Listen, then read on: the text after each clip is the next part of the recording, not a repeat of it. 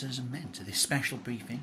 The war started by Nazi Germany carries on into 1947. Yes, the rifts have opened, technology has come from who knows where, and we carry on the fight. So I'm going to brief you on a new piece of equipment for the Warlord Konflikt 47 system that I'm just beginning to play now. Look at these wonderful airborne troops that I've got from Warlord Games. Painting those up as we speak. I've also got some tanks here. Look for a tank from Rubicon Models. Super Sherman there. Going to paint that up very soon. I even got a Jeep, like airborne Jeep, with 2 machine guns on there because I thought that would just look cool. So much so, I only did a half decent job, I think, of putting that together. So I think I made a better job of the second one I got. How exciting is that to have 2? Look at that. So they're both Rubicon Models. Marvellous. Those are Warlord, as I say, the infantry. So what I've got now is to keep the airborne theme that I want. I say Jeeps and airborne troops. I've bought this, the Warlord Games. It's kind of one of the Rift Tech walkers that they use. Look, it's a Mudskipper. So this is an exciting kind of mechanical walker. Mechs, I think they call them. And it jumps as well, so it's good, but most importantly for me, it keeps up with the airborne theme, and that's really what I want to go for with this.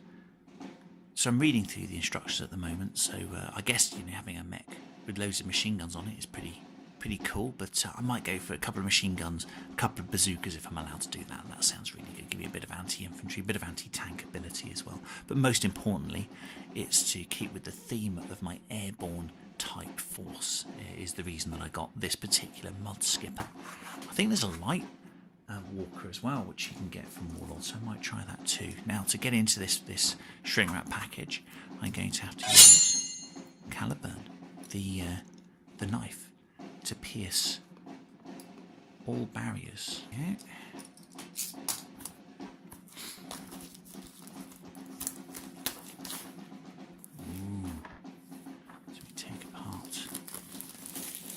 Smell the new.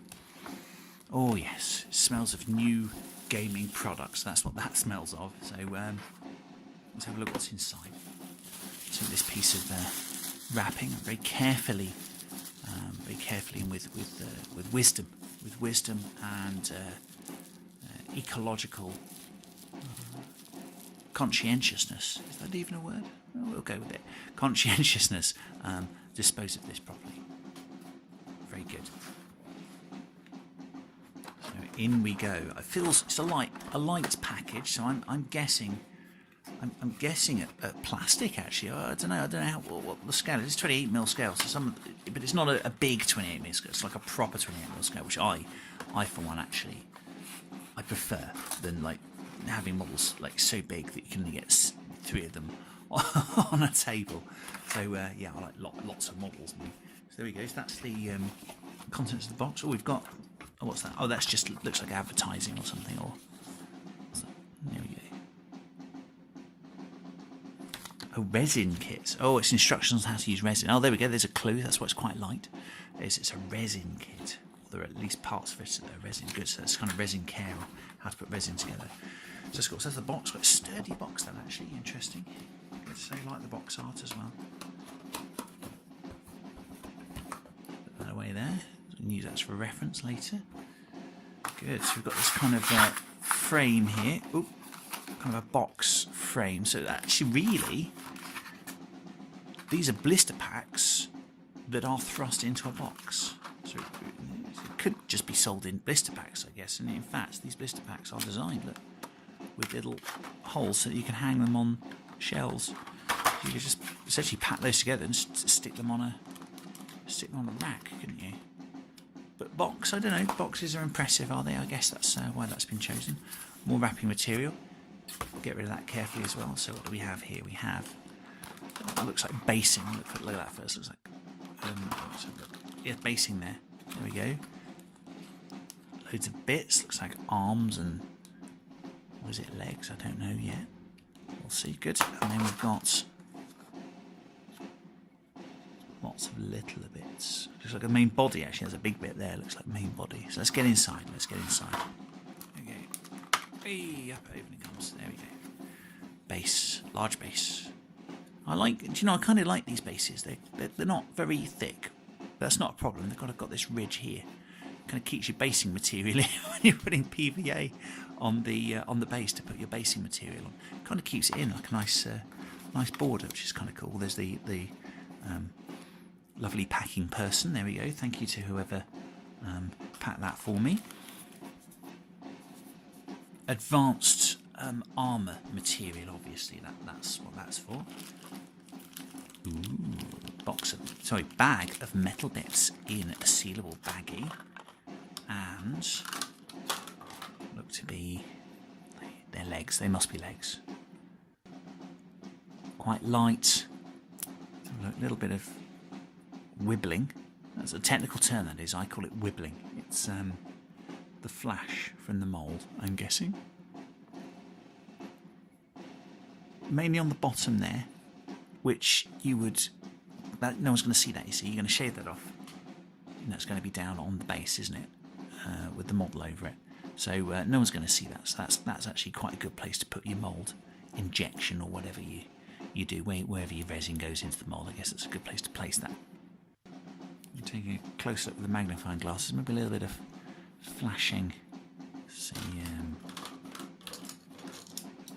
start there. Can you see it? It's up there, perhaps. Again, that won't take a lot to clean off, I hope. And it'll be fine. Nice chunky piece. Nice chunky pieces, those. Should put those, look, auspiciously on the base there. Stand up on their own. It's always a good sign if a leg can stand up on its own, because it means it's going to be easier to put together. I can kind of muck about with it and place where I want the stuff on the base before I put it together. Okay, bag full of little stuff. Exciting. So long things, it feels like, so it could be guns and things. Oh, another person packing. Thank you again to whoever did that for us. Ooh. What's that? That looks like a gun on the top there. Looks like a 30 caliber machine gun, perhaps, or 50 cal. I don't know. But a gun nonetheless, which is great. And I don't know what those are there. I don't know what those are yet. I'll have to do a little bit more research into what those are. It'll become apparent later, I'm sure.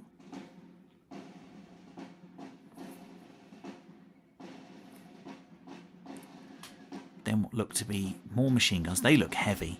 Look at the magazines on those. Those, I don't know if they're are they bigger than the machine gun on?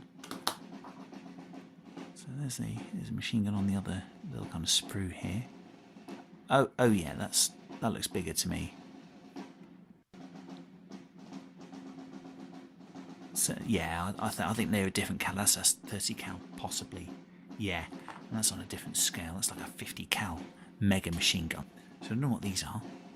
Are they coils, or some kind of cool rift tech? There you go. I don't know where they'll go on yet, but I'm sure that'll become apparent. So that's great. I really like those little bits there. So onto the second blister. There we go. Ooh, lots of bits. Yeah, let's put it all out. Ooh, love that. Love that. There we go.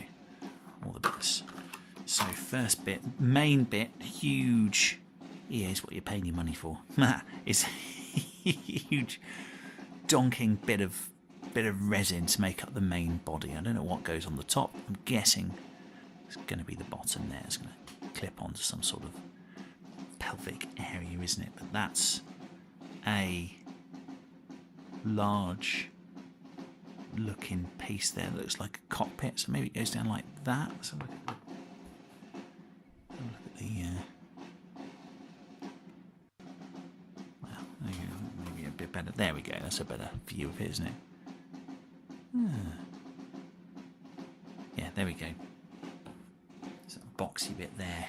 So it'll be like that. So nice. I wonder if I have to glue that. Because obviously you want maybe a magnet or a pin in there so that you can...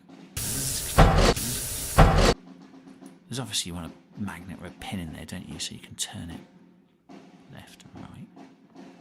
So what else have we got? We've got... Ah, here we are. Yes, that's the area on which the body will go. I'm guessing that those two round bits there will connect to the legs, so you can pose them nicely if you want to. And there'll be a knobble somewhere on top to put the main body. And I'm going to guess that that's like that. Only a guess though, like so.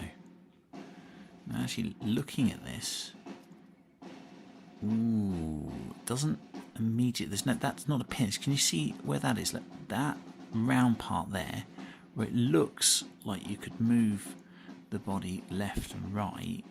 You actually can't, because that comes straight up from the top of that round part. So I would have to do some modelling. I think if I wanted, I don't think I need to, but I think if you're a modeller out there and you want your model to be looking cool and looking sideways, for example, you would take a little bit of modelling. You might have to, I don't know, flatten those out, for example, and then that would be able to move perfectly freely left and right. You know, if those were gone, you wouldn't notice if you flattened all of those out, would they? So I think that's probably quite easy to do, but if we missed a trick on the design there, I don't know, because I think it could be done on purpose, because resin you want to go together quite solid. So maybe that's done on purpose, so you can get as much surface area from the bottom, from the middle part there, to the main superstructure.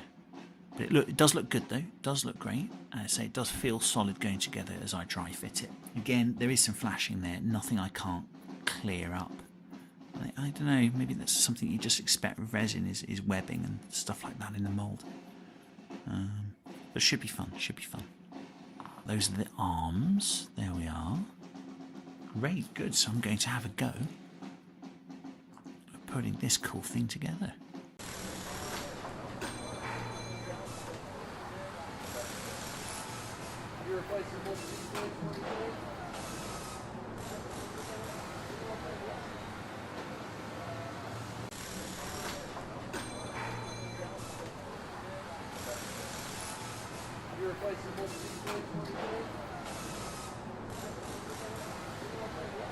Here's the model made,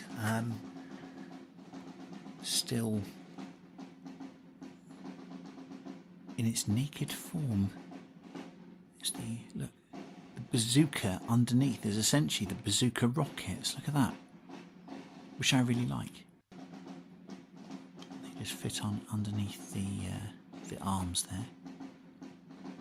There's a lot of cutting of webbing and little bits and bobs to take off, so it actually took longer to